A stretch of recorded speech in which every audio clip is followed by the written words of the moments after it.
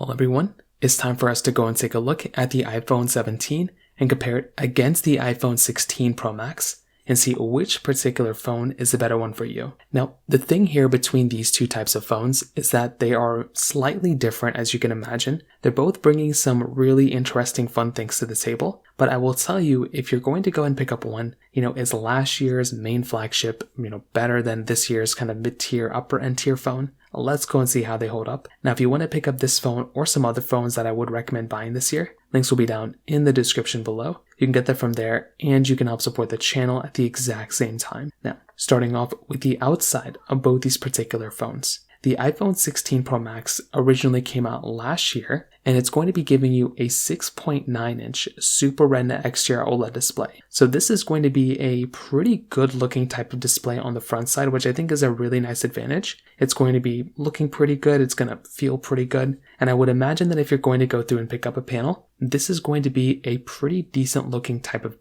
display. You're getting the dynamic island at the very top, which is really nice. You're getting 120 Hz refresh rate. This is going to be a panel in a phone that is still going to be holding up quite well when it comes down to that side. So I will tell you, in my personal opinion, this type of panel, this type of display still does hold up pretty well. Again, is it going to be perfect? I'm not too sure, but I do know it's going to be giving you a good type of panel with pretty high brightness. And compared to a lot of other phones nowadays too, this type of panel and this type of display is still going to be holding up very, very well. It does come out in a few different colors too, which is nice, but keep in mind it isn't necessarily like the nicest, it's a really nice panel. But the 17, on the other hand, is going to be giving you a slightly smaller 6.3-inch Super Retina XDR OLED display. So this panel is slightly smaller, which is interesting, but there's a couple of things here. Now the iPhone 17 is going to be giving you a high refresh rate, which is going to be nice. So now we're getting a 120 Hz refresh rate inside of that type of phone,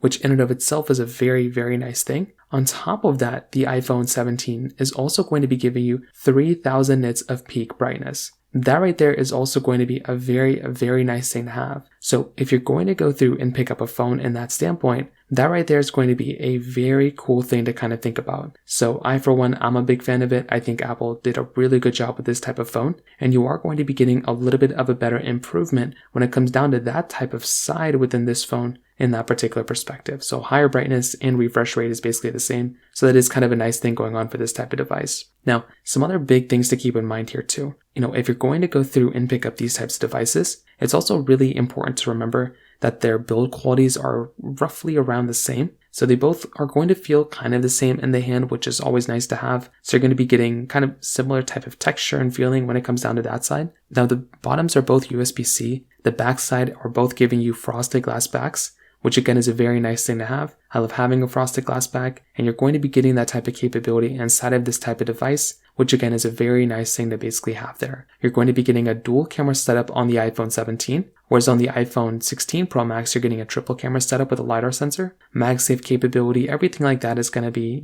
similar on both. You're getting very good type of, texture and feeling between both these types of devices, which again is a nice thing to have. So I will tell you, from that particular situation, these types of devices, they do give you a lot of capability and a lot of cool things going on for both these types of phones. But I will tell you, with something like the 16 Pro Max, it's a bigger phone, so some people may prefer that, but the 17 is a little bit smaller, and some people actually may prefer that too. Now, on top of that, another really cool thing to keep in mind here as well is that with something like the iPhone 16 Pro Max, this phone is going to be probably a little bit more expensive than the iPhone 17 in the used market still. If you're trying to go through and pick up a phone that is going to be giving you, a cheaper price, a brand new iPhone 17 has a higher likelihood of being, cheaper than a used iPhone 16 Pro Max. So if you're in the market, if that's something that's kind of a big deal to you, then that might be something you might want to think about from that standpoint as well. So again, it isn't necessarily like the biggest deal in the world, but from a price tag perspective, that could be a small little thing there too. When it comes down to their cameras,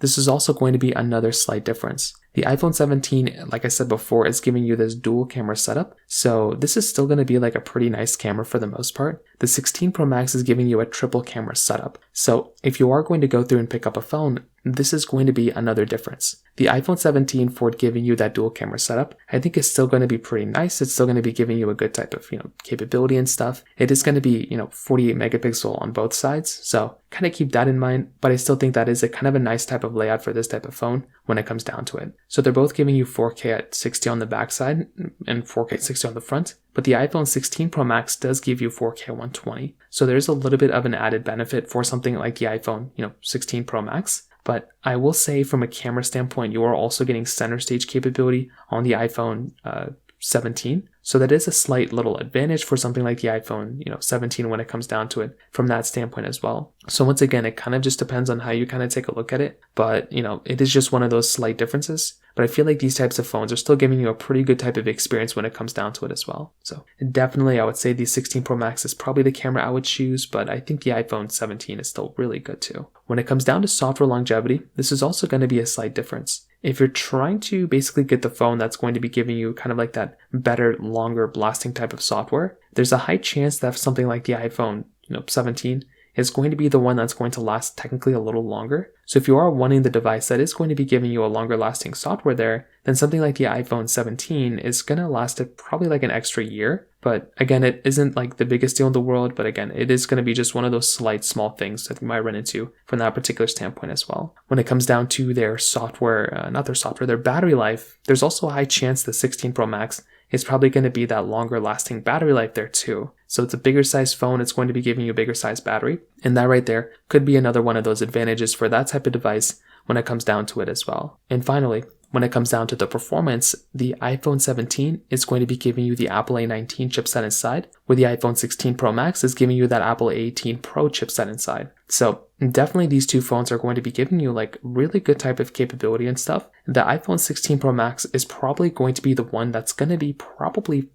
I would say that phone has a higher likelihood of not being as fast as the 17. But even to that, I still think something like the iPhone 17 is still going to be, this is going to be one of the fastest phones you can buy. The 16 Pro Max is also still one of the fastest iPhones you can buy. So although there is a slight difference, something like the iPhone 16 Pro Max, that is kind of a nicer thing going on for that type of device, because you are getting a little bit of a better type of experience from that particular side when it comes down to that performance. So it can be kind of 50-50, but I will tell you from what I can see, there's not really a massive difference from performance. I've been even testing these phones, like even between an iPhone 17 and like an iPhone 14 Pro, there's like slight differences, but it's not anything super insane that you have to go and upgrade to. So to kind of sum up this whole entire comparison, what I can probably tell you is that in my personal opinion, these types of devices are very, very good. I'm a big fan of these types of phones. I think if you want to buy a phone that's smaller and you don't mind giving up an extra telephoto lens,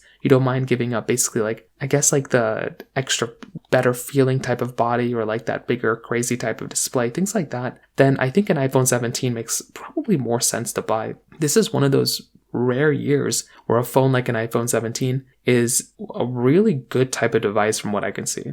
Right? Like if I'm about to go through and pick up a phone, I definitely do think a device like an iPhone 17 is a really good quality phone for the price. And it's very rare that it happens like that, but I guess this is one of those rare years. With something like the iPhone 17, the 16 Pro Max, this is also going to still be one of those types of phones that are still very good and I'd recommend people to buy. But I would only recommend buying it if it got cheaper than the iPhone 17 or if you really want a bigger sized phone. If you really want a bigger sized phone, then go for the iPhone 16 Pro Max. But if you don't mind it, then I'd recommend just buying a 17 or waiting until the 16 Pro Max gets cheaper than a 17 and then buy that one. But if money's not a problem, then just buy the 16 Pro Max then. Or just buy a 17 Pro Max then at that point. So in terms of that kind of covers it up there. If you have any other thoughts or questions, please let me know in the comment section below. Hit the like button, that would mean so much, but definitely hit that subscribe button. More importantly than everything else, I love every single one of you guys. Hopefully I'll catch you guys in the next video. Peace out till then.